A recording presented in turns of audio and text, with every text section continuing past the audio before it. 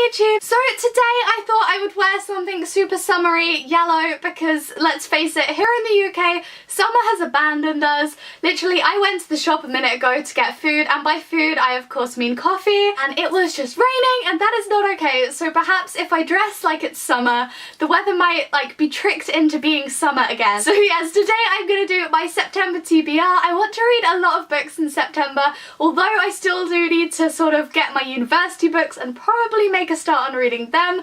I'm gonna give myself a sort of medium-sized TBR because I'm not back at uni yet, so I feel like this is my last sort of few weeks to get in as much reading that isn't uni related as possible. So because I want to read a whole bunch, like I said, I'm giving myself quite a few books, although I feel like I should be able to do it because some of them I want to read before I go to events, because I'm going to a whole bunch of events in September, bookish events in Brighton and in London.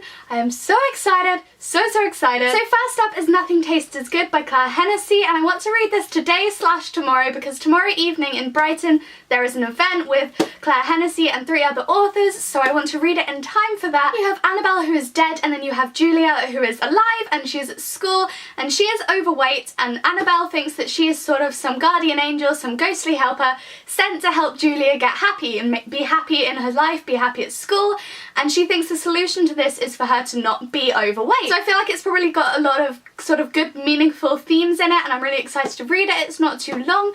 I will definitely do a book talk on this at some point, so I will talk about it more then. So yeah, I will definitely talk about this on my channel a little more later in the month. There's also apparently Utterly Magnificent by Marianne Keynes. Keys. And I don't know why people put stickers on books. I don't really like them. Like, okay, so she's blurbed the book. That's pretty cool, but I don't want the sticker. You can have the sticker back.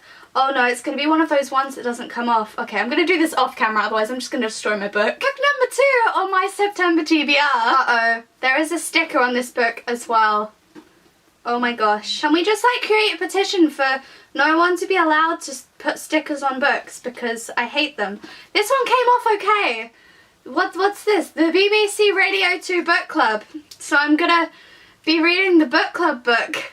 So book number 2 is The Graces by Laura E. So I don't know too much about this. I saw so much hype for it and then I picked it up because I saw it before it was actually out, and I was just like, oh my gosh, it's so pretty. I need to read it. Need it in my life. I think it's like magic and witches, and I will basically just read the blurb because it's super short and super concise and will probably do like a million times better job than I will right now at trying to describe this book. So everyone said the Graces were witches. I was going to make them mine. Just like everybody else in her small town, River is obsessed with the Graces, and just like everybody else, she's been seduced by their wealth, their exclusivity, their beauty and their glamour, perhaps even their magic. But unlike everybody else, River knows exactly what she's doing, doesn't she?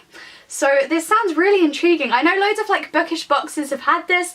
I'm kind of gutted that I don't have the American hardback cover because it's red and it's gorgeous, although I do love this, but like that American cover, if you live in a place that has the red cover, you are very lucky and I am envious of you. So yeah, I definitely want to read this before I meet her at the event in London. I will be at the event in London for this. I'm hopefully going to be doing an interview with her as well, which is super exciting because I can't wait to chat to her all about this. I have to come up with some super interesting interview questions. Yeah! I don't know what this whole thing was, but we're gonna make it good. We're gonna try. It has also been blurbed by Samantha Shannon, author of The Bone Season, so like you know that this is going to be a pretty damn good book, just saying. Next up is another book that I want to read again for another event. I believe the Graces event is on the 30th, I believe at London Waterstones Piccadilly, and then there is an event for LA Weatherly's Broken Sky and also Philip Reeve's Railhead, which I need to buy and read before then as well. I really want to read that too, but we'll get into that another time because I don't actually have a copy here. But yes, I want to read Broken Sky by LA Weatherly. I love her work so much. I love the Angel trilogy. They are just like my life. They are so good. So now she's got this one. I remember going to the workshop at Yalc that she held and she was talking about it loads, and I remember her saying that it's about 1940s America and there were like planes and like fighter pilots, and she said that she actually went in like, I can't remember what type of plane it was, but one of the ones that's like really tiny, really old, and does like little flips and stuff, and she actually went in one of them to research this, so if that's not dedication to writing a book, I don't know what is. I completely and utterly like so much respect for actually doing that, so I'm really interested to see what kind of perspective that gave her on writing about these planes and this story, and I'm so excited, and it's such a pretty book, like, I need to read it, so yes. So yeah, this is the first in a trilogy, so I believe the tour that she's actually doing at the moment is for the sequel. I can't remember the name of it.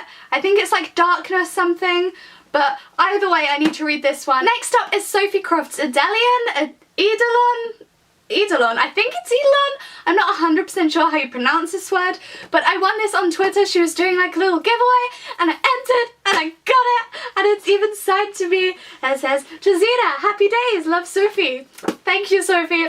Happy days to you too, and oh my gosh, I love this cover. Somebody commented on my Instagram the other day, I'm talking really fast. Let's slow down, Zena, slow down. They're not going anywhere. So yeah, I remember seeing a comment on my Instagram the other day, and somebody said that this looked like the Golden Snitch, which I think's pretty cool. But yeah, I'm really excited to read this. It's kind of like a target. Maybe there's like archery. Do you like my archery impression? That is how you fire bows, guys. True fact. Yeah, this is again a book where I don't know too much about it, but the blurb on the back is really, really intriguing. So I'm going to read that to you guys so that you can hopefully check this out, because I am really intrigued by it. So Paul is in trouble, moved from a young offenders prison to a hospital for the mentally ill because he sees and talks to his dead sister.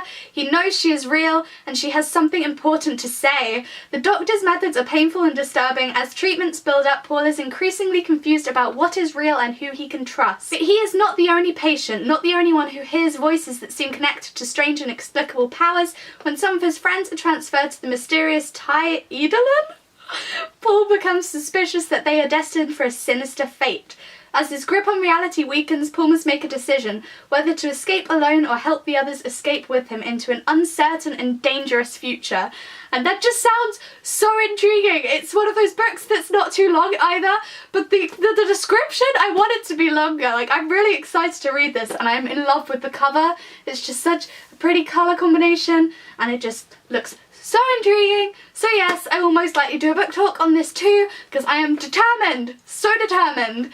But yes, super excited to read this. It's also really interesting seeing a book told from a male point of view, because I feel like so many sort of YA, or at least like the YA that I've read recently, have all been told from female points of view, apart from Whispers of the Fallen actually. I read that recently and that is told from a male point of view, so kudos to JD Netto for Whispers on the Fallen, of the Fallen, not on the Fallen. They're not whispering on Fallen, they're whispering of Fallen.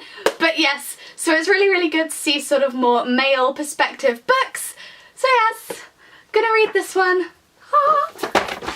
And that is why you don't throw books around, because they just go on the floor. Next up, I didn't get to this last month, but I really want to read Stealing Snow by Danielle Page. This is sort of been talked about as being a Snow Queen and also a Frozen kind of reimagining, retelling, so I'm really intrigued by that. I've seen a lot of people saying they love it, but I've also seen people saying that if they didn't like Frozen, that you wouldn't like this, so I don't know, but I'm really excited. I managed to pick up a proof copy at Yalk, and I need this, I need to read it, so I'm definitely determined to get to it this month. Next up, recently I was sent a copy of The Other Life by Julia Gray. This looked really interesting. It sort of talks about Norse mythology. So this one is focusing on a character called Ben, who can see the other life, which is full of Norse mythology and creatures. So I think he sort of escapes into this world because he can get away from school life, he can get away from bullies, and this one bully called Hobie, I think that's how you say his name, who has everything he could ever want except for the ability to get and see the other life.